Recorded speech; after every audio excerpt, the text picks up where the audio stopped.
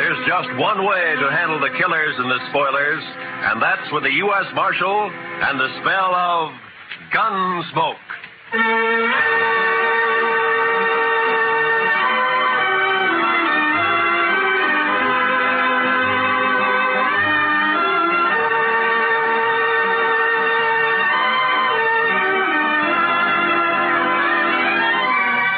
Gunsmoke, starring William Conrad.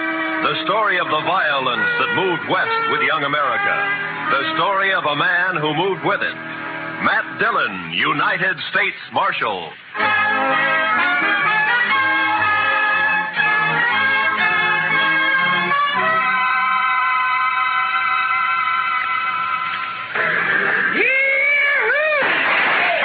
Hey, all you pretty travelers, you listen to me. You gotta get welcome to Dodge City proper like. Hey, you there, mister. I said you. You addressing me, sir? I reckon I am. You a preacher? Not exactly. You dress like a preacher. If you'll excuse me. Back up, fancy pants.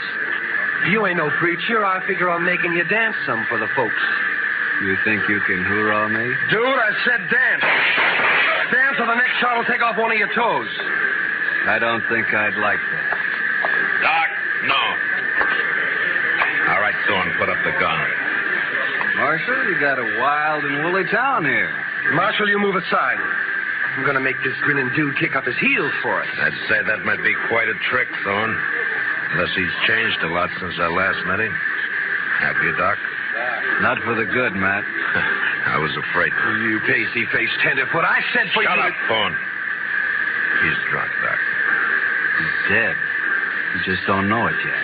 I'll take it good if you'd meet me later at my office. All right, Matt. To you. Well, that's sure a lot of talk. Now I'm going to shoot that dude's boot heels. Fire one shot and I'll pistol whip you, Thorne. What's that? You're kind of forgetting who's holding a gun, ain't you? Oh! I wasn't forgetting. Oh, my wrist. You broke my wrist. I doubt it. Now let's go to jail. Oh, you can't put me in jail. I'm Thorne Finley. Move. Oh, you wait till I tell Big Jack about this, and I will, too. Do that. He might be grateful to me for saving your neck. You pulled some fool stunts, Thorne, but you've never been closer to dying than just a minute ago. You mean from that fancy pants? Oh, I could handle 6 like him. That makes you a lot of man. I can name a dozen pretty good gun hands who can't handle one of it. What? That's Doc Holliday.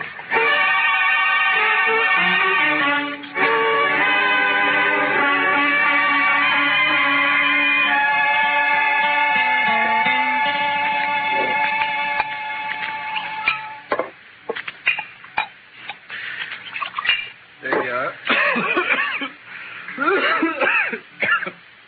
Salute, Matt. Salute, Doc.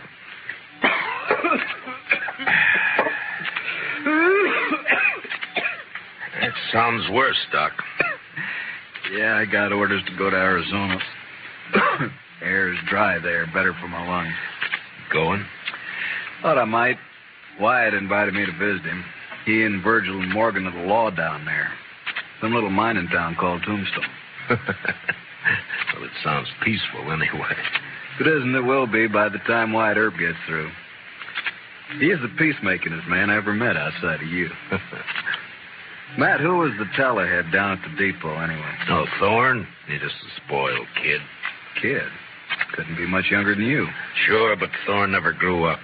His father has coddled him and protected him and gotten him out of scrapes ever since he was a pup. He's never had to be a man. Not with Big Jack wet nursing him. Big Jack. Big Jack Finley. Oh, you know him? I've heard of him. Well, that figures. He owns about half of Kansas. Star in a box runs more cows than he can count. Swings a lot of weight in Dodge? Yeah, too much. Mr. Dillon? Mr. Dillon, somebody said that Doc Holliday had come into town today and he... Oh, excuse me. It's all right, Chester. Why'd you shake hands with him? Don't mind if I shake with my left hand. It's a kind of habit. Yeah, I know. Mr. Dillon has the same habit. He would. How about dinner tonight, Matt? Sure. How long will you be in Dodge? Not long. Just till I finish a chore. Oh? That, chore have anything to do with Big Jack Finley? Might say so. Gonna kill him.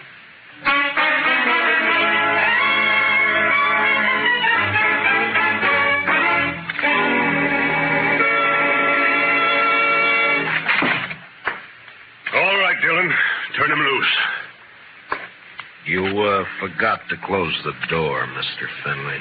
You going to turn my boy loose? Or I'm going to have to do it for you. You got a writ of habeas corpus? Rich? Thorne didn't commit no crime. The charges are drunken, disorderly, disturbing the peace, and attempted assault with a deadly weapon. I was. You still need a writ. But, man, Judd Nathan does what I say, and you know it. But you think I can get a writ? I'm sure you can and will. You always do. Then what's the point, Dillon? It's just a lot of useless red tape. It's the law. And close the door on the way out.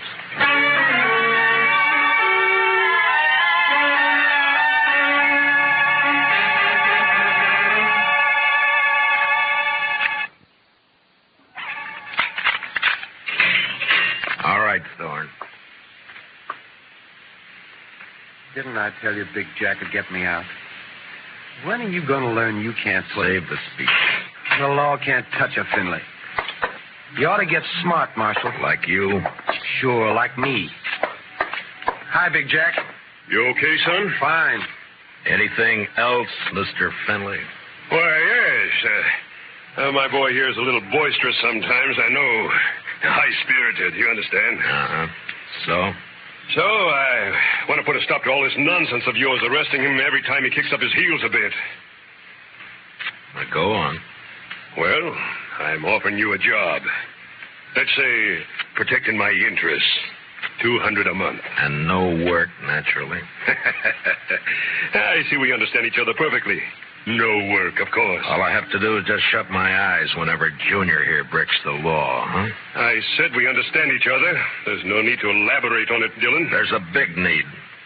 Only how do I explain to a person like you that some men don't wear a price tag? Huh? How do I explain how I feel about a so-called respectable citizen making the law his private doormat? Hey, you're nothing but the stupid gunman I've always thought you were. I understand you took the part of Doc Holliday against my son. I kept Thorne from committing suicide, yeah. You sided with a notorious killer against an important citizen of this community. Now I'm telling you, Dillon, Holliday, I don't want him in Dodge tomorrow. Doc may be a gunfighter, but he's clear with the law, Finley, and a better man than your son will ever be. What? Why, That hurts, doesn't it? I'm serving notice, Marshal. You run that killer out of Dodge City, or I'll do it myself.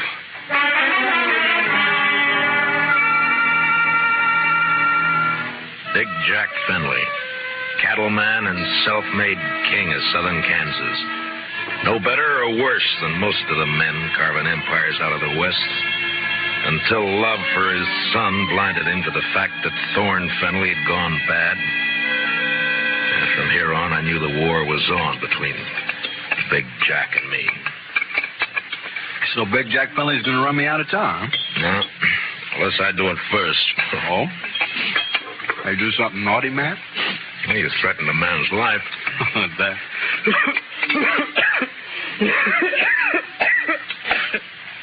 And just between friends, Matt. Anything else, Doc? Not murder. Murder?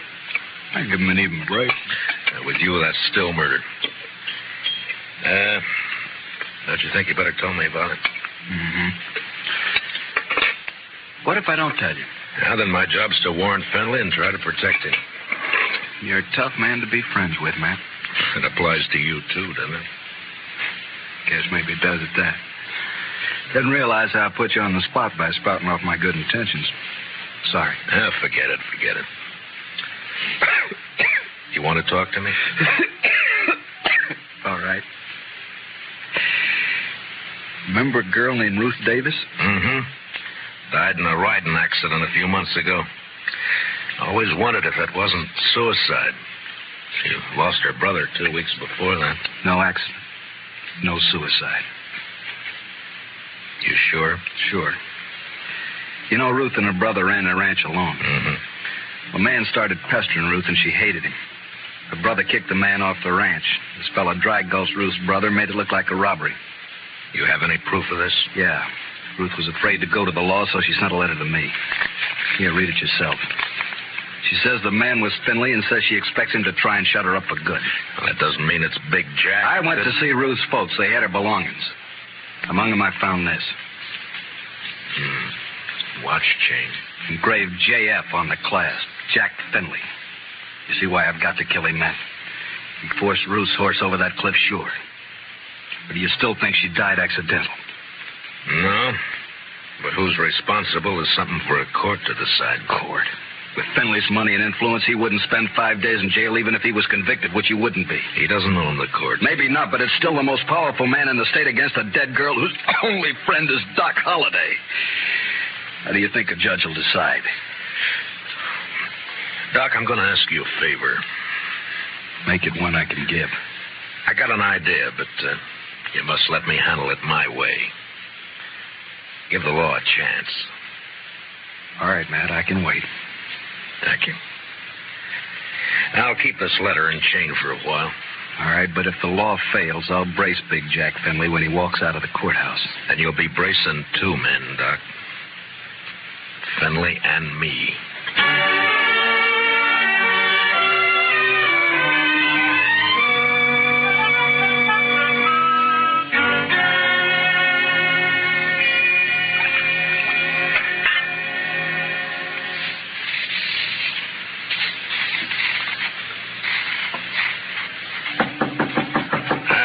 Come in. Morning, Marshal. Looks like it'll be a fine day. Well, you're up kind of early just to bring me a weather report, aren't you, Judge Nathan? Huh?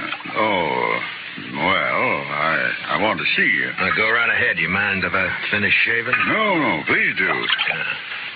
Just thought I'd chat with you about the... Dr. Finley's? Yes. It seems that Big Jack's very upset by your attitude. I'm not surprised. Feels you're a little rough on his boy. I am. But then his boy's a little rough. Yeah. Well, perhaps Thorne is high-spirited, like yesterday. Yesterday he was just plain high. Tell me, Judge Nathan, how do you like being on Finley's payroll? What? You know, you used to be a pretty decent person. Oh, you can't talk to me like... Yes, I can. I'm sending a copy of Thorne's record to the governor. Governor? And with it, I'm sending a list of the writs you've issued to get him out of jail and a copy of the court records. I've only tempered my justice with mercy, that's all. Thorne's been arrested for 18 offenses, convicted of 10, spent no time in jail, and paid a total of $15 in fines. I'd say you've been very merciful. You said you were sending this to the governor. You haven't actually mailed it yet? No. You got enough. Not that I don't feel justified in any decisions I've made, but such a report might cause undue talk at the Capitol. And ruin your political hopes. Well, my conditions are simple. Get off Finley's payroll now. Very well. And give me cooperation from here on, no matter who's involved. Do that and I shelve the report. I'll do it. Mr. Dillon, trouble's a-making. What kind of trouble, Chester? It's Big Jack Finley, Mr. Dillon. He's rounding up his crew at the Alfraganza. They're going to ride Doc Holliday out of town on a rail. Did you cut yourself shaving?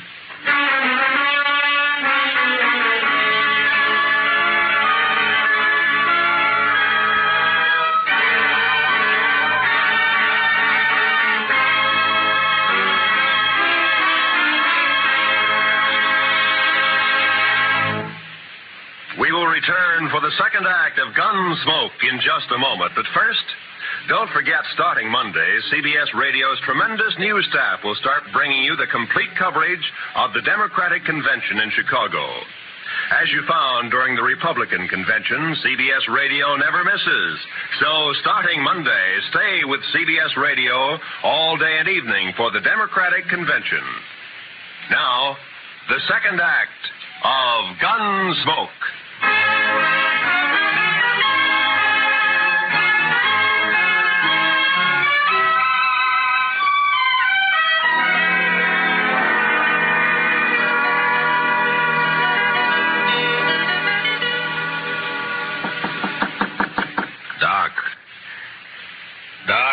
What? Wake up, Doc. It's Matt. Oh.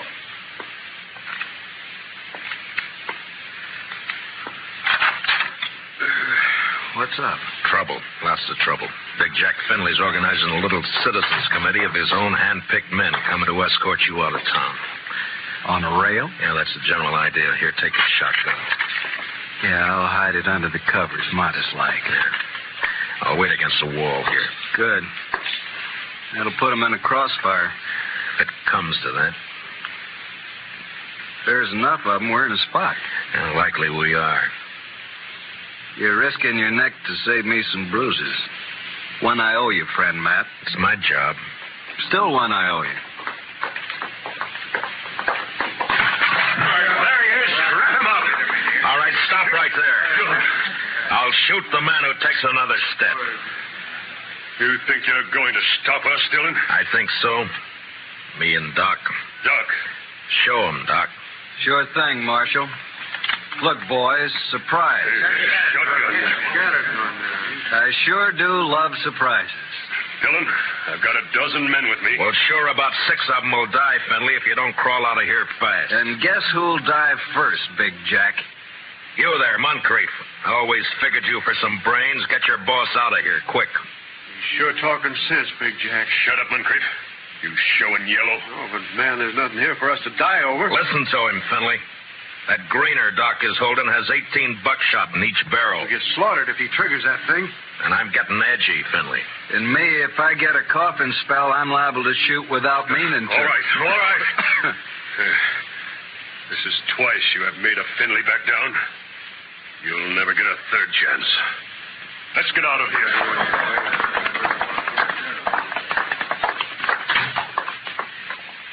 Matt, when you going to arrest him?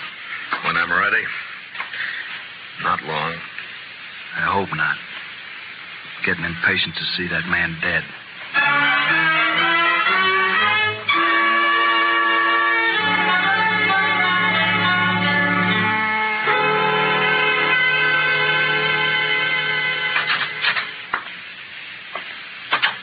I got your message, Marshal. I hope it's important. It is, Moncrief. How long you been foreman for Big Jack? 15, 16 years. You know him pretty well. Would he be the kind to kill a girl? No, of course not. Guess he'd kill a man if he got mad enough, but he wouldn't kill no girl, Marshal. Well, I have proof that he did. A girl and her brother, but it doesn't set right.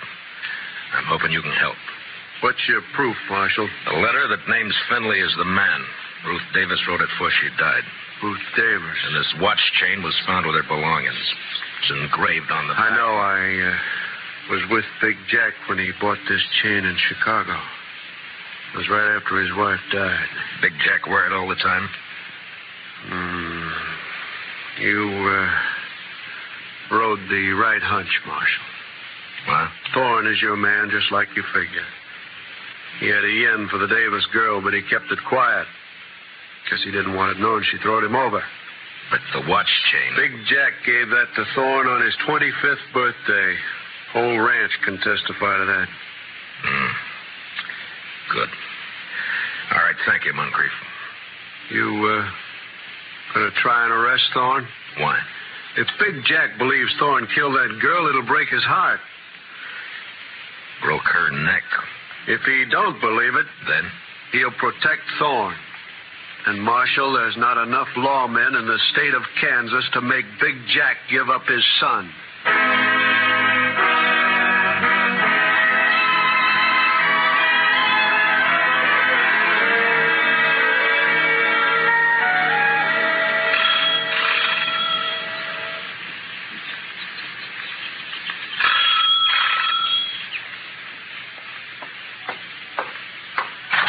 Yeah, what it...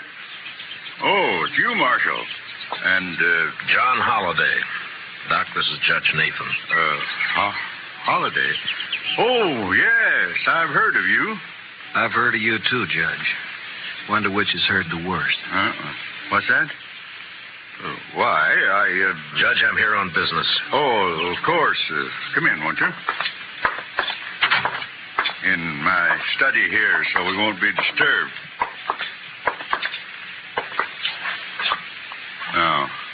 What is it, Marshal? I want you to swear out a warrant for Thorne Finley's arrest. Charge, murder.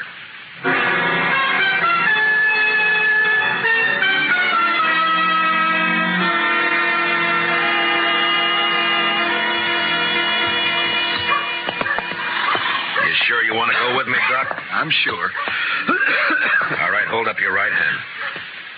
Oh, no, Matt, you wouldn't make me a lawman. If you go as my deputy. I'm not letting you make this a private fight. And with my friends, if they hear I wore a star... All right, Matt, it's your show. You swear to uphold and enforce the laws of this community, the state of Kansas, and the United States to the best of your ability as Deputy Marshal, so help you God? All of that? All of that. I swear. Here, pin on this badge. All right, man. You know, I'm feeling this badge is going to cramp my style something terrible.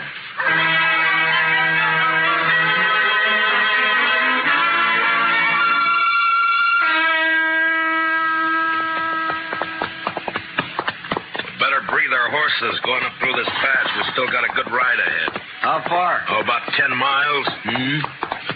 What do you think, Matt? Will they fight? Well, Doc. Stay in your horse, Marshal. Grab some clouds. Keep those hands high. Your queen's on the other side of the pass behind you.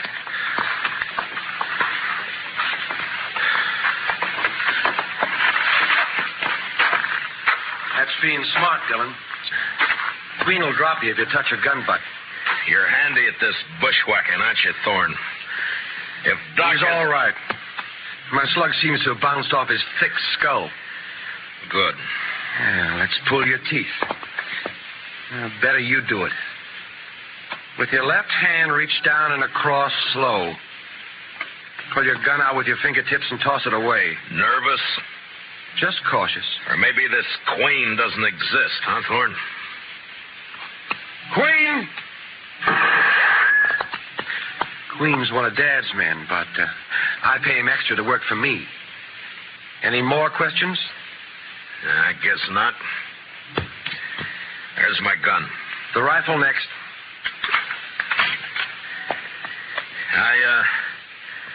I got a penknife in my pants pocket. You know why Holiday came to Dodge? Yeah. Yeah, I guess you do. You wouldn't be riding with him. Well, he's not going to tell any stories to my dad or anyone else. You can't kill us, you stupid... Not planning on killing you. And what have you got planned? Queen's kind of a magician. He's going to make Holiday just disappear. Folks won't care much about one of his kind. I would. I'd care so much I'd hang you for it. No, with Holiday gone, it's your word against mine. And you won't be able to approve a thing, Dillon. You sure of that? I'm sure. Otherwise, I'd take care of you along with Holiday. Now get on and start walking back to town. It's like I told you. Law can't touch a Finley.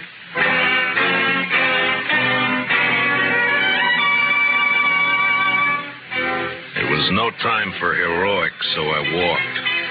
When I reached a turn, I cut back through the rocks, but it was too late. They were gone. And with them, the horses, guns, and Doc Holiday. 2 miles up the road, I found my horse turned loose. And with a mind full of cold hate, I raced onto the star in a box. On the front porch of the ranch house was one of Big Jack's men. Hold it right there. Out of my way, mister. I'm in no mood to shake hands. Where you heading, lawman? You don't hear well.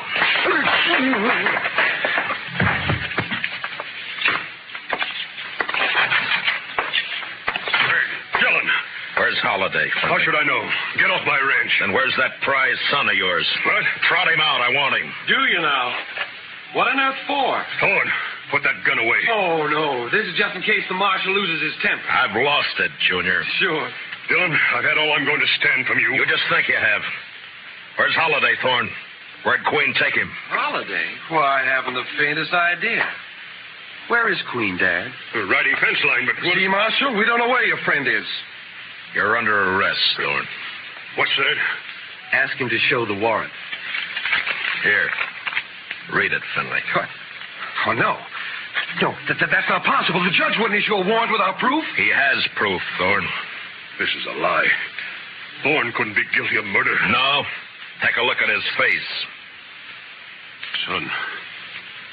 Daddy's trying to frame me. Don't let him get away with this. No, I won't. I won't. Get out, Dillon. Man, open your eyes. This is not going to help You heard me. I don't believe you, your warrant, or your proof. I believe my son. So get off this ranch. Get out of the state.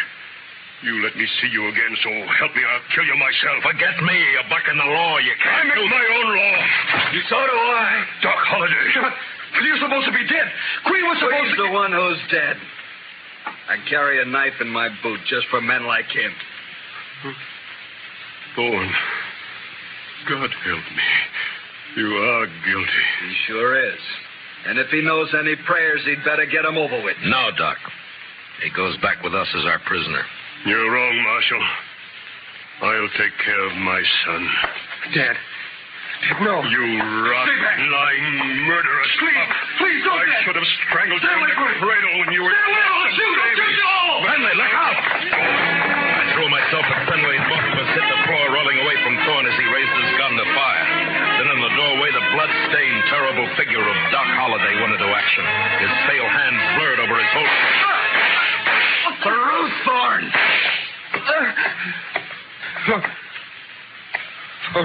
Ruth?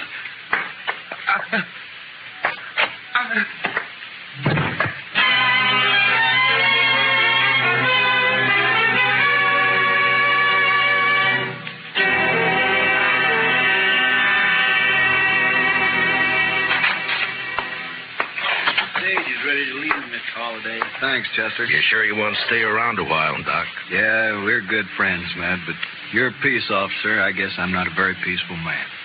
You could be, Doc. No, I'm not going to change, and you shouldn't. Law needs men like you. No, if I stayed, there's too good a chance I might cross you. Yeah? Then I'd have to meet you over gun barrels, and it's one thing I'm afraid of. So long, Matt.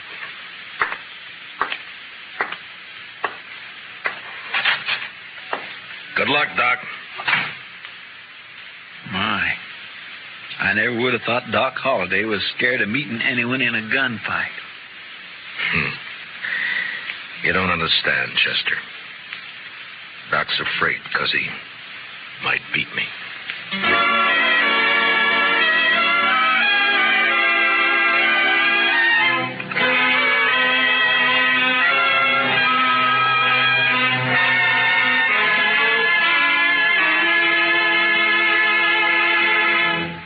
Gunsmoke, under the direction of Norman MacDonald, stars William Conrad as Matt Dillon, U.S. Marshal.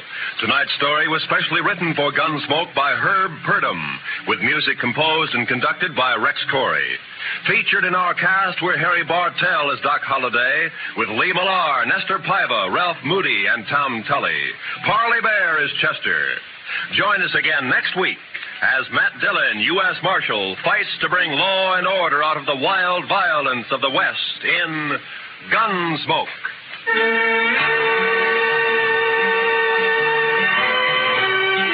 Sunday evenings, we invite you to join lovely Doris Day, Spring Byington playing a December Bride, and Audrey Totter as Millie. They're here on most of these same CBS radio stations. This is Roy Rowan speaking. This is the CBS Radio Network.